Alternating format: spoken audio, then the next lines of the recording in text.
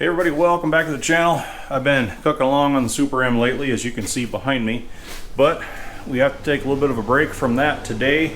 Small side project. Mr. Kenny Kizzle from Kenny Kizzle Rusty Nuts Ranch channel is doing up a, I believe it's a 41 or 42, I'll have to go back and look, sorry Kenny.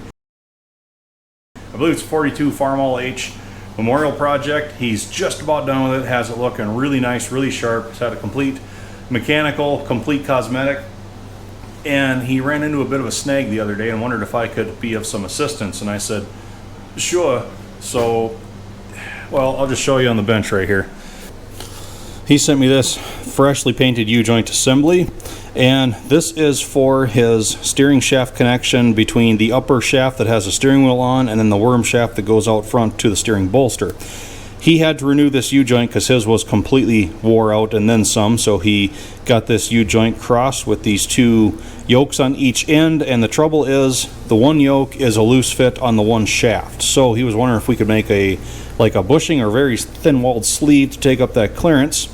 He sent me some specifications on it. So the OD would need to be a .875, that's what the bore in these yokes is. But the ID, or his steering shaft size, sorry, a little bit of tongue twister there, is .846. So that's like 31 thousandths difference. So it would have been roughly only a 15 thousandths thin wall sleeve, and I don't really have the means to make that, and I don't think it'd be strong enough to go in here and survive being pressed in or hold up to a lot of use anyway. So I told him probably the best thing to do would be to disassemble one of these yokes from the cross. I would actually bore out the center hole and create a bushing that is a much thicker walled design that would have a lot more strength and hold up a lot better. Press that in, we can cross drill it, put that yoke back on the cross, and hopefully be good to go. So that's what we're going to try and get done here. First thing I need to do is disassemble that one of those yokes from that U-joint cross, and we'll get that in the lathe, and well, I'll show you at that time. Let's get it apart first.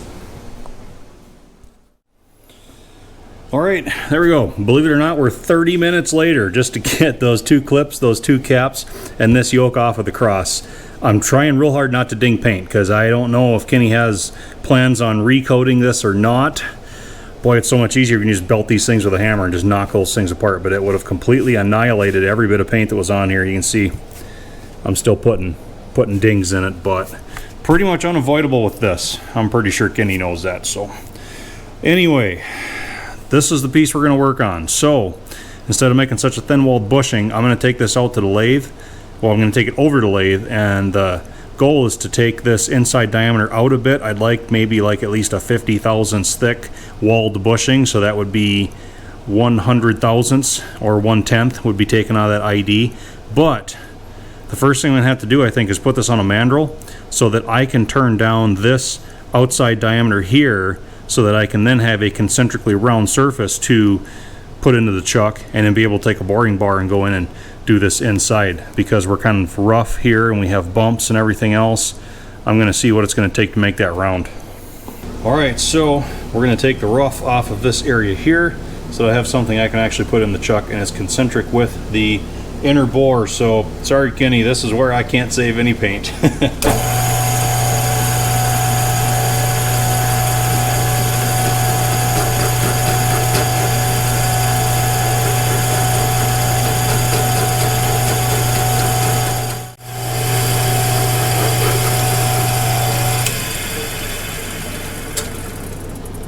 There, just enough to clean it up. Just have a little bit of paint left right there. That's no big deal, that's not going to hurt. I don't want to take anything more off the outside of this than I have to, so I'm going to call it good right there. Alright, so I've got the yoke off the mandrel, and it is set up in the chuck on that area that I just turned down, so we'd be concentrically around there with the inner bore.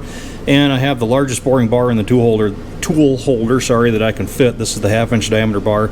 The reason I went with such a heavy bar is because I'm extended out so far, there's going to be more tendency for deflection as I go in and cut, and I need it that far so that I can get all the way to the back here without the yokes hitting the tool post holder here. So Basically, we're just going to start taking material out of here. Like I said, I think I'd like at least a 50 thousandths thick walled bushing. I have plenty of material in there to do that, so it's just a matter of making chips at this point.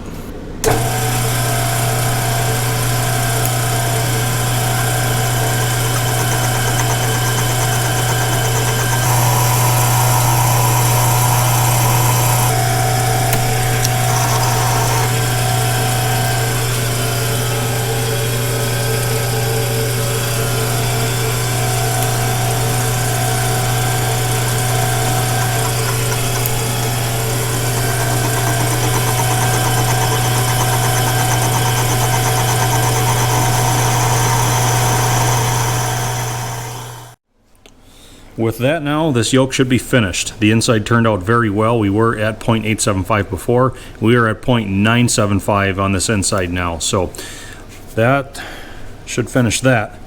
Next step is to make the bushing now that is going to fit the inside diameter of this yoke and come down to the 0.846 diameter shaft, steering shaft he's got on his tractor. Now this is where there's always a little bit of a gray area because, well, first of all, I don't want to put it right on 846 because I don't want it to be a press fit, so I might go 847, 848, just make it a light slip fit on there so you don't have to hammer it or anything. The other gray area factor is anyone that's ever machined anything and had to correspond numbers with someone else knows that Kenny's 0.846 on his caliper might not equal my 0.846 on mine, and usually it's not a tool thing, it's just the human factor and how we read our measuring tools. Like I say, that is a real thing. So we're going to have to build in a little bit of leeway there.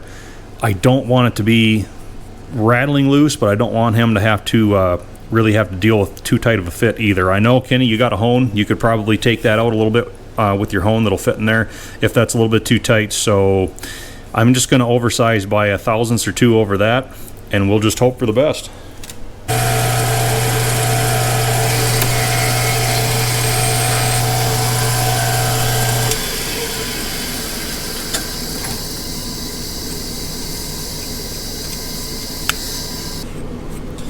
Alright, so the bushing was pretty straightforward.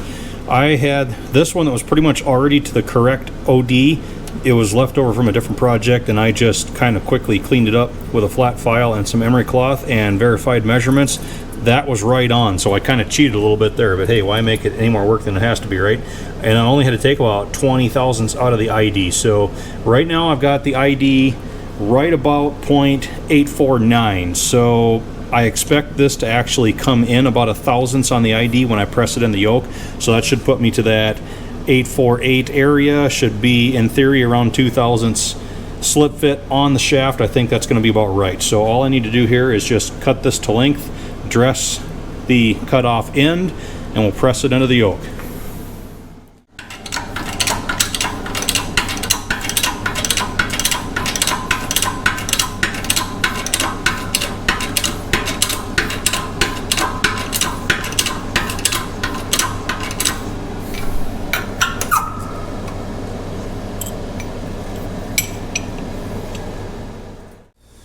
Okay, everybody, I think we're done here. After I pressed the bushing in, I went ahead and cross drilled it. You can see straight through, cleaned the burrs from the inside. Then I went ahead and reassembled the cross to the yoke, and I dinged quite a bit of paint. Sorry about that, Kenny. I was afraid that I was going to do that, but anytime you're applying enough force to manipulate press fits on things, it's pretty tough to get paint to survive. But I think he's got a few means of touching this stuff up. So the bushing turned out well, I think. So hopefully that's going to meet his specifications and it will fit on the Memorial H. So go over and check out Kenny's page. I'll put a link to his channel down below. There'll also be a couple links popping up on each side of me to his channel or to a video. Go ahead and click on those and check out his GoFundMe for the project. Very worthy cause. It's great to make a charitable donation or help out with the project, or anything is appreciated. I'm more than happy to help out myself. So thanks for watching, everybody.